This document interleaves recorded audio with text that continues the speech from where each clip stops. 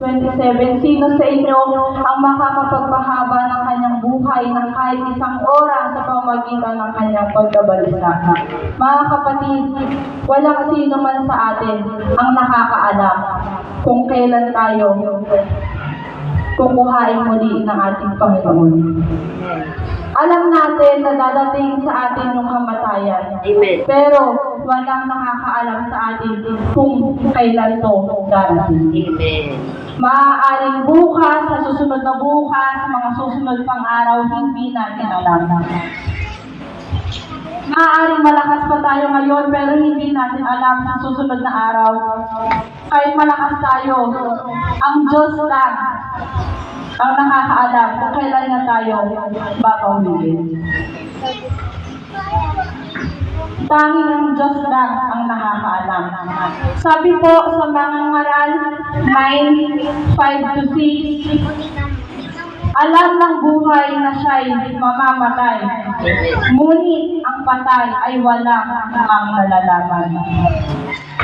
Wala na silang pag-asa at nakakalimutan ng lubusan. Nawawala pati kanilang pag-ibig, pagkapuot, at pagkaingit. Ano pat wala silang namamalayan sa anumang mangyayari sa mundo. Alam niyo po, si Pastor, tunay nga nung bago siya mawala,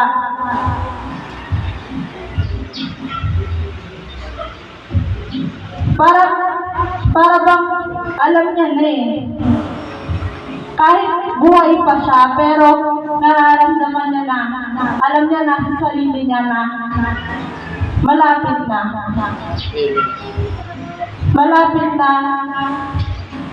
na akong kuhain ng Lord. Kaya, sinasabi dito na kapag namatay tayo, wala na tayong magiging bahagi sa buhay na dating nating taglay. Amen.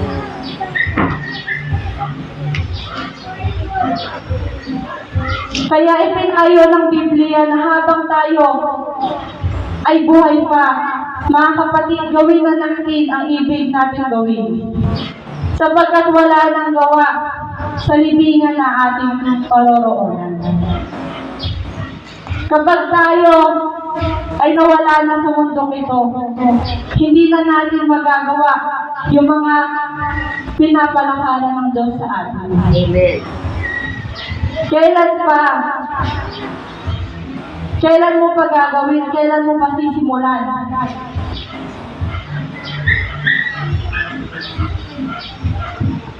Sabi po sa mga ngaral 9:10, at man ang ginagawa mo ay pagbuhusan mo ng iyong buong makakaya.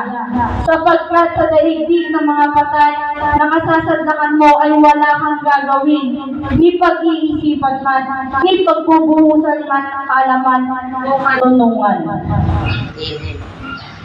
Ang ating pastor, buong buhay niya, mula nung makakilala siya sa ating Panginoon, wala siyang ibang ginawa, wala siyang ibang inisip, kundi yung mga kaluluwang hindi pa nakakakilala sa Diyos. Kundi madala yung mga hindi pa nakakakilala sa Diyos.